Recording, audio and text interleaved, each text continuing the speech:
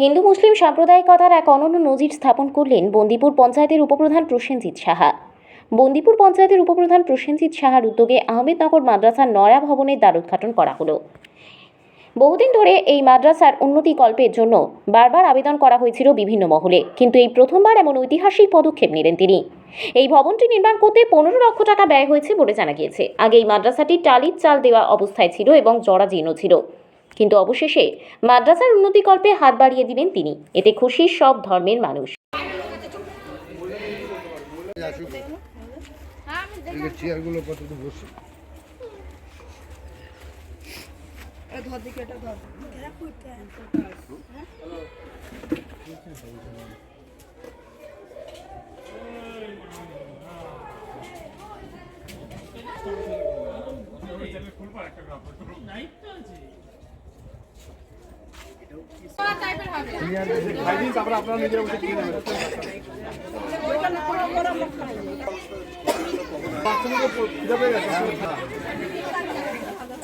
দারুণ কাজ, দারুণ কাজ।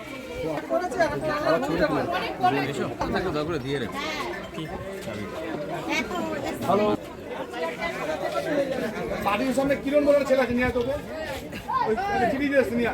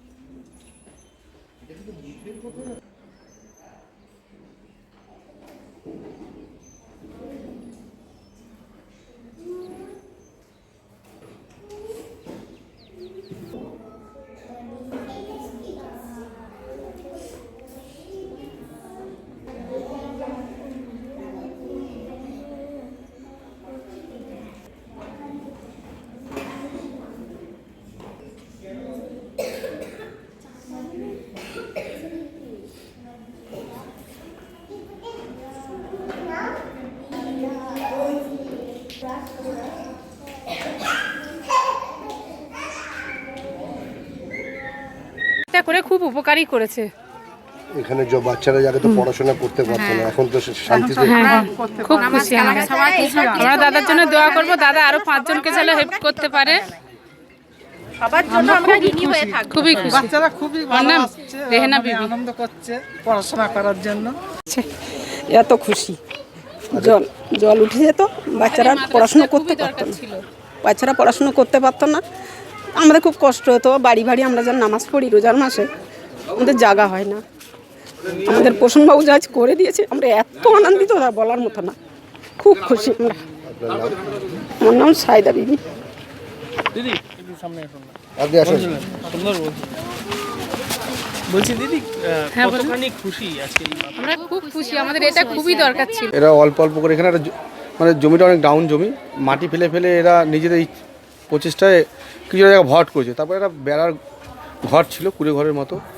তারা বাচ্চারা বই পড়তে আসলে বই ভিজে যেত, তারা বৃষ্টিকালে ভিজে যেত, বা ঝড় আসলে তারা ভয় পড়তে আসতো না। তা আমাকে যখন ও গিয়ে বলে, মামা এই ব্যাপার, বললাম চল একবার দেখে আসি কী পরিস্থিতি আছে। আমি যখন এসে দেখছি, আমি বুঝতেই পারছি না যে ওর মধ্যে পড়াশোনা করতো কী করে, একদম ভেঙে ঝুলে গেছিলো। তাহলে আমি দেখি চেষ্টা করে, তা আমার দ্বারা এটা এত বড় সম্ভব নয়। আমার পিছনে কিছু কিছু ব্যক্তি আছে, তারা প্রকাশ্যে এসে এসব মানে সামনে আসতে চায় না। আমাকে তারা পিছন থেকে খুব সাপোর্ট করে তারা। আমি বললাম, দাদা এই ব্যাপার, একটা মাদ্রাসা আছে, দীর্ঘদিন ধরে বাচ্চারা পড়াশোনা করে এখানে, তা এই অবস্থা। সে একদিন গাড়ি করে এসে দেখে বললো, তুমি এটা চালু করে দাও, কাজটা ইমিডিয়েটলি চালু করো। তা আমি বললাম, দাদা ঠিক আছে।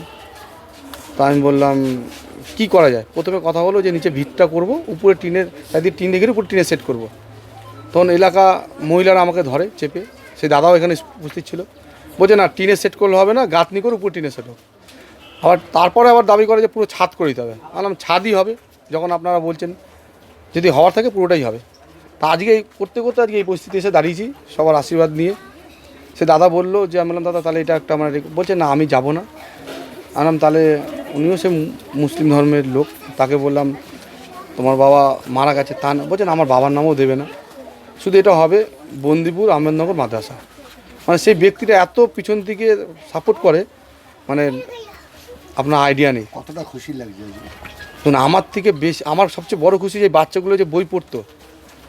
আমাদের তো মাননীয় মুখ্যমন্ত্রী যে ধর্ম যার যার উৎসব সবার, এরা আমরা যে পাশাপাশি ওই প্রতিষ্ঠায় একসাথে থাকতে পারি, বা এই যে আমি তাদের সাথে মিশে আছি, এটা আমার বড় পাওনা আজকের ডেটে। কতজন ছাত্রছাত্রী আছে? আগে ছিল 50-60 জন, এখন এই ঘরটা ভাঙার পর থেকে, মানে অবস্থা খারাপ পর থেকে বাচ্চারা মা বাবারা পাঠাতো না, যদি একটা দুর্ঘটনা ঘটে। তা আশা করি আজকে আপনারা দেখছেন এখানে 40-50-30-40 জন আছে, এটা 150 ছাড়িয়ে দেবে। তুমি এই এলাকার যত বাচ্চাদের গার্জিয়ান তাদেরকে এটা কি বার্তা দেবে যে এখন এখানে এসে ভালো করে পড়াশোনা করতে হবে? গার্জিয়ানরা দাঁড়িয়ে আছে এখানে, গার্জিয়ানরা নিজের দায়িত্ব নিয়ে বাচ্চাদের নিয়ে আসবে বলেছে। আমি চাই যেই ধর্মে হোক তারা পড়াশোনা করে তারা শিক্ষিত হোক, তারা আরও এগিয়ে যাক সামনের দিকে। এই মাদ্রাসা তৈরি করতে তো হিন্দু মুসলিম সবাই এগিয়ে এসছে একদম। এইটা কি এইখানে একটা বড় একটা মেসেজ যে একটা মাদ্রাসার জন্য সকলে এগিয়ে এসছে। আমি তো আগেই বললাম আমরা একটা দল করি, সেই দলের নেত্রীর নাম হলো মমতা বন্দ্যোপাধ্যায়। আমরা তার অনুপ্রেরণায় চলি। তা সে আমাদের বলে ধর্ম যা যা উৎসব সবার, তার মানে এটা আপনাকে বুঝিয়ে নিতে হবে যে আমরা এখানে হিন্দু মুসলিম ভাই ভাই, যত ধর্মের মানুষ আছে আমরা হিন্দু সব ভাই বোন। তাহলে এখানে তো বিবাদের কোনো ব্যাপার নেই। আমরা যারা বিবাদ করে তাদের এটা বার্তা দিতে চাই আজকে এখান থেকে, যে এইটা দেখে আপনারা শিখুন যে পশ্চিমবাংলায় এসব কিছু চলবে না। আপনার নাম? ওসিন শাহ, বন্দি পঞ্চায়েত উপপ্রধান।